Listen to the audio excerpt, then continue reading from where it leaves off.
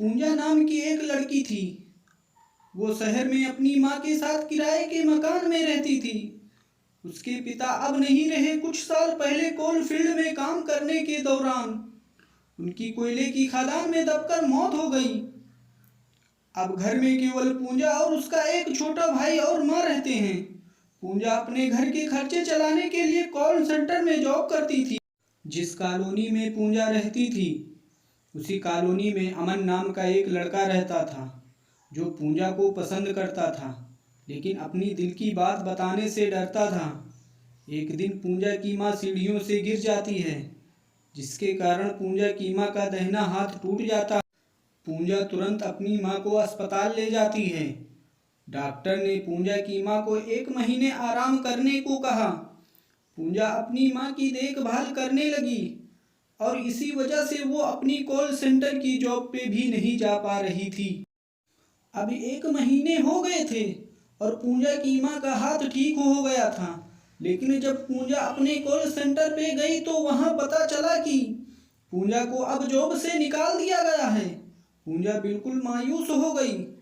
उसे अब समझ में नहीं आ रहा था कि क्या करे। पूजा मायूस होकर घर आने लगी। तभी अमन ने पूजा को देखा कि आज वो बहुत मायूस दिख रही है।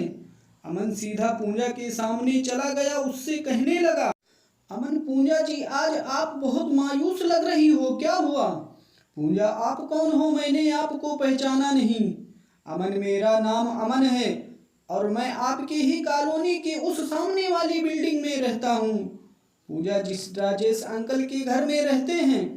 अमन, हाँ, लेकिन आपने बताया नहीं कि आज आप इतनी उदास क्यों हो? पूजा, आज मुझे मेरी जॉब से निकाल दिया गया। अब मैं क्या करूं, मुझे कुछ समझ में नहीं आ रहा है।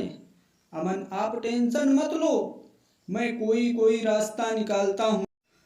पूजा, अरे नहीं, मेरी वजह से आप क्यों परेशान हो रहे हैं? अमन, इसमें परेशान होने की क्या बात है? आप हमारे कॉलोनी के हो, इतना तो हम कर ही सकते हैं। अभी आप आराम से अपने घर जाइए। अमन अगले दिन पूजा के घर के पास गया और उसके बाहर आने का इंतजार करने लगा। थोड़ी ही देर बाद पूजा की नज़र अमन पे पड़ती है तो वो अपने घर से बाहर निकलती है। अमन उसे बताता है कि इस शहर में मेरे पापा के दोस्त का एक रेस्टोरेंट है और वहाँ के रिसेप्शन काउंटर पे एक लड़की की ज़रूरत है।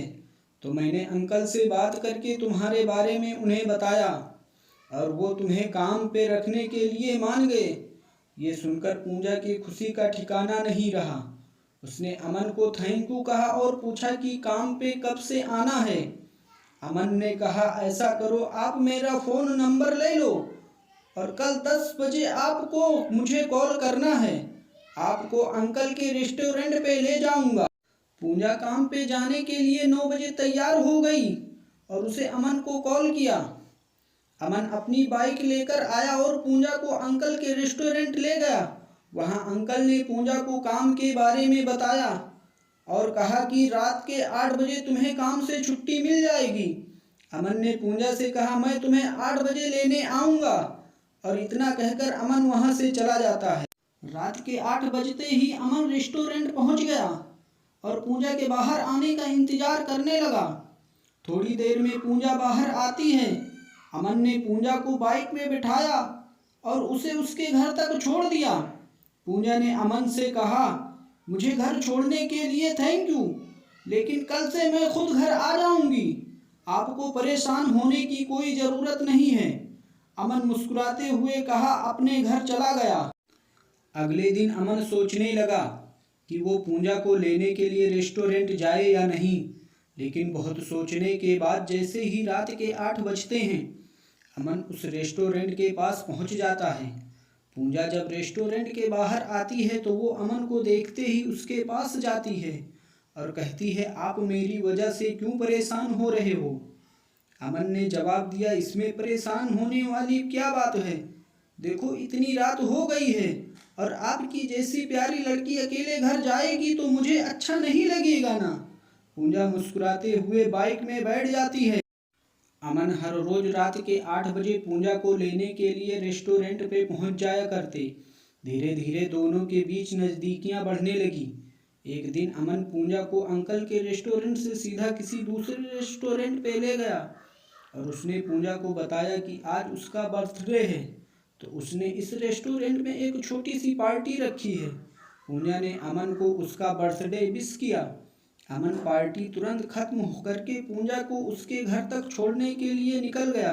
जैसे ही पूजा अपने घर के पास पहुंची तो अमन ने पूजा से कहा, अमन पूजा मुझे आपसे कुछ कहना है। पूजा हाँ बोलिए, क्या कहना है। अमन आप मुझे बहुत अच्छी लगती हो, क्या आप मेरी लाइफ पार्टनर बनोगी। पूजा मैं अब क्या बोलूँ, मुझे कुछ समझ में नहीं आ रहा। अमन आपके दिल में मेरे लिए क्या है। पूजा आप मुझे अच्छे लगते हो। अमन अपने पॉकेट से एक गुलाब का फूल निकालता है और पूजा से कहता है आई लव यू।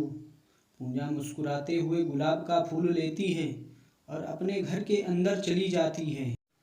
अब दोनों एक दूसरे के साथ बहुत खुश थे। अगले महीने अमन और पूजा दोनों शादी करने थे। लेकिन एक दिन जब अमन पूजा को लेने के लिए घर से निकलता है तो अमन का एक्सीडेंट हो जाता है।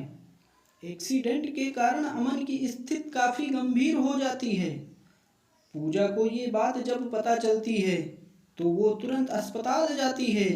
वहाँ पे पूजा देखती है कि अमन को आईसीयू में रखा गया है। पूजा घर आकर बहुत रोती है।